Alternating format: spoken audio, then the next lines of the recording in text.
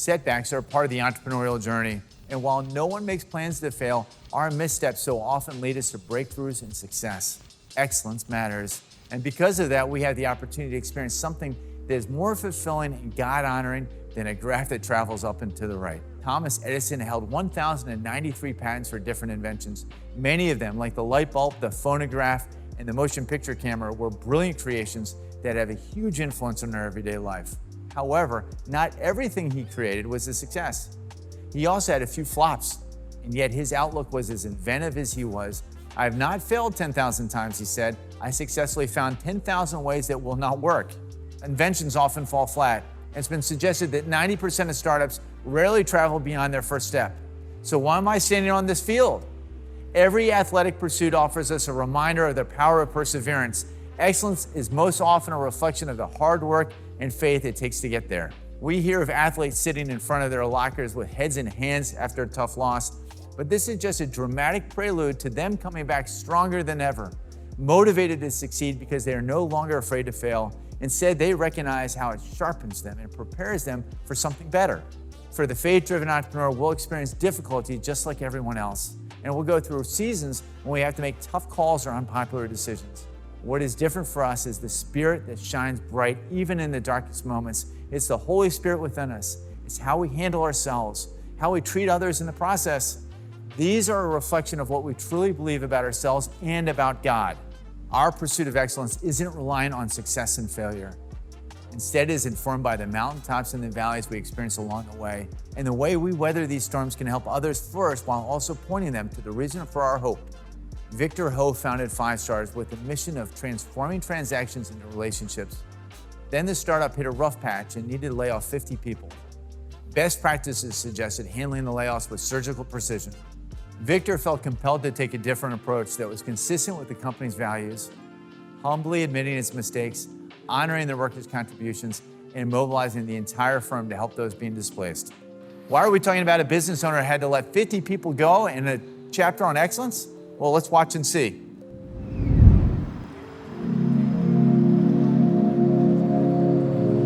In trying to figure out what I wanted to do with my career, the first thought that I had was, okay, if you really believe there's a God and that the duration of this life is a rounding error, shouldn't you just go be a missionary? They're the best Christians, right? Then you have your pastors. They're like your second best Christians. You know, they're not out in the field, but they're like doing God's work. And then you've got like your business people who could donate to all the people doing the real work.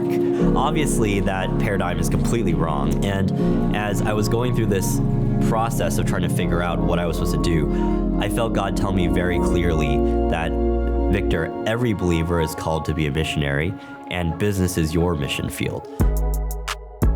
During this time, I felt pretty clearly that God was telling me to start a company, but I was at my final rounds with a firm out here on the West Coast that I really wanted to work for.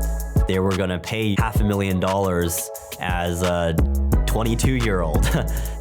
But when I got to the airport, my flight got delayed for an hour. And I was just sort of sitting there praying and just thinking, I just heard a very strong voice say, Victor, you're being a huge coward. You know exactly what you're supposed to do, but you don't have the courage to do it. And I was very convicted on the spot, realizing the truth of that voice.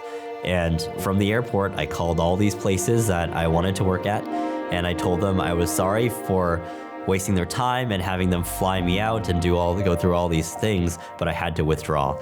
I knew at that time that I was going to be an entrepreneur for at least the next 10 years of my life, maybe longer, maybe forever.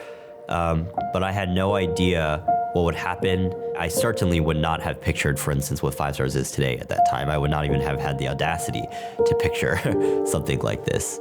Victor, first of all, welcome. Hi, Deidre. So you are essentially, for example, Starbucks. Everybody knows you go, you get points, and numerous companies. I just pulled out Starbucks as such, but there's numerous big companies that offer these kind of loyalty points.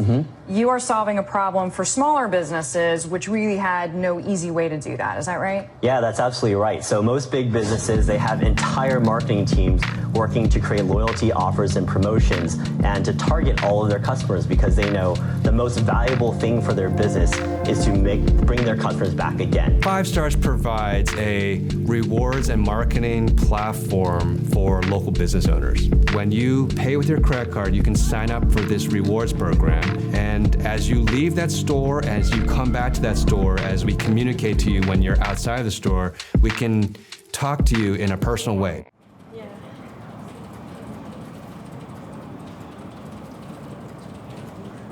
I was working at Facebook and come through the IPO, and Fivestars just randomly reached out one day over LinkedIn. They had just raised a Series A funding of, I think it was like $14 million.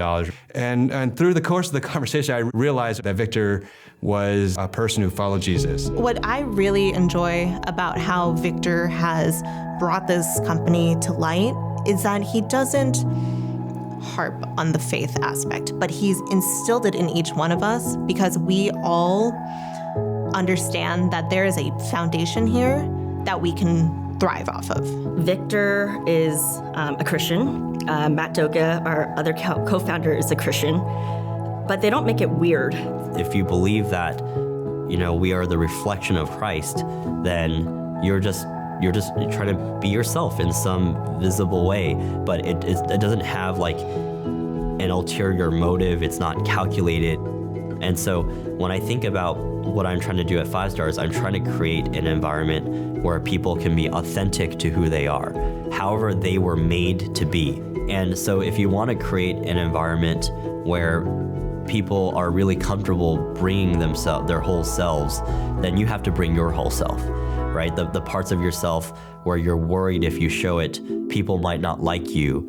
And a lot of the biggest things God has done here have been through, my personal failings and shortcomings. I applied to Fivestars because I believed in the mission, I believed in the values, and that's what attracted me. And there wasn't really quite a fit for me based on my skill sets. And so they actually created a position for me in internal communications and project coordination. Unfortunately, after being here for about 8 months, my role got eliminated and I was laid off, and that really sucked. My husband and I had just bought a house, and we closed the day after I got laid off. So I was kind of freaking out. Felt really ashamed. I felt embarrassed. I was scared. I made a series of suboptimal decisions. We had to let go of, a good 50 people at that point in time. And the best practices, of which there are many, are generally to wrap it all up in the neatest package that you can, right? You announce it in a very firm and crisp way. You get the people affected out the door. You lay out a clear, clean, exciting vision for all those that are still around, and you just try to move the company forward. I had written this speech that conforms with all the best practices. But as I was praying through this process, I realized it's really in sort of these moments that, that the most value can be created, that people are actually taking the time to, take a step back and think about their life, think about bigger picture things. And perhaps the most valuable thing Fivestars ever does in our entire history would be executing a layoff well. But I was feeling so upset, I decided to write a diary entry.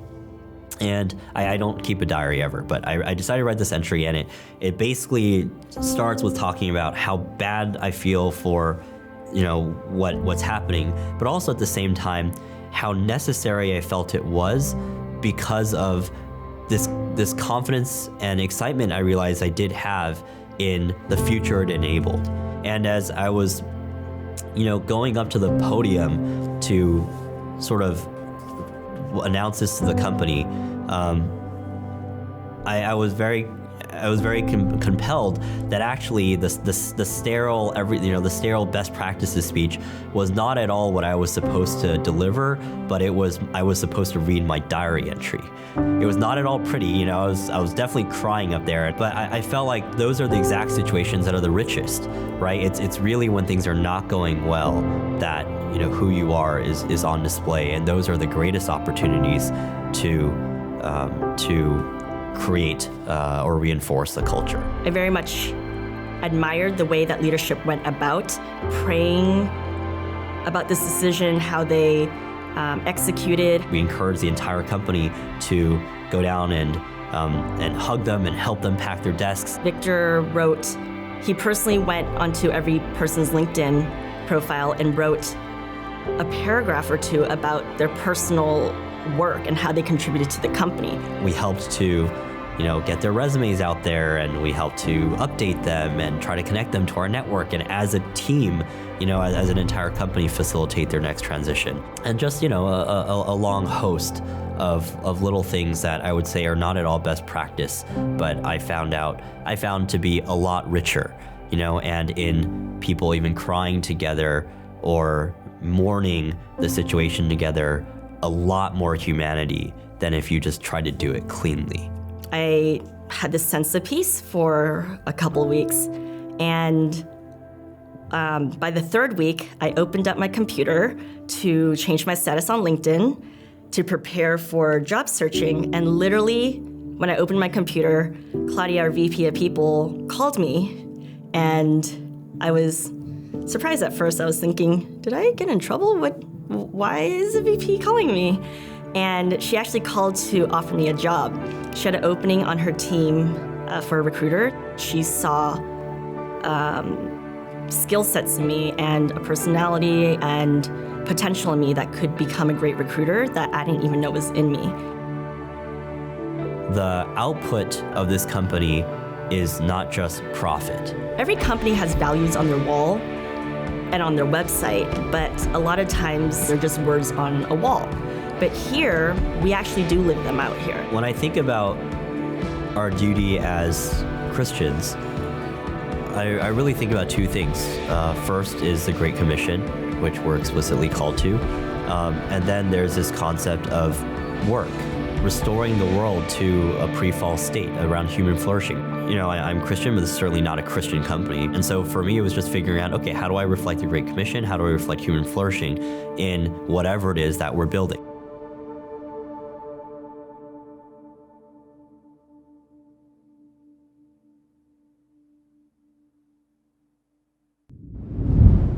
No matter how good our plans are, we all go through dry seasons. As we need to make those difficult decisions, what is our heart posture in those moments? Vic Ho is a wonderful example of what I mean. It wasn't easy, but in the midst of a layoff, he saw the humanity in it all and chose to travel the harder path in order to support his employees and exhibit God's incredible love in the midst of it. We can call ourselves faith-driven entrepreneurs, but if our actions fail to reflect our beliefs, then our witness falls on deaf ears. Here's some questions for you to consider. Does God ever want our businesses to fail? If so, why? Could it be that he wants you to do something else, teach you something? Could it be that sacrificing what you think you want for God wants for you could lead you to something new and divine? You might find it interesting that in a lesson on excellence, we talk about some measure of failure on the way to success. Victor ultimately sold his business in a successful transaction for hundreds of millions of dollars. But one could rightly say that it was how he handled his challenges with excellence that allowed him to have an outcome that was excellent in the world's eyes. Now spend some time in your group talking about this session and how it relates to the journey you're on. Open yourselves up to learning from one another. Be open and honest with each other. What you get out of this time together will only be as rich as what you put into it. Blessings on your time. We'll see you next session.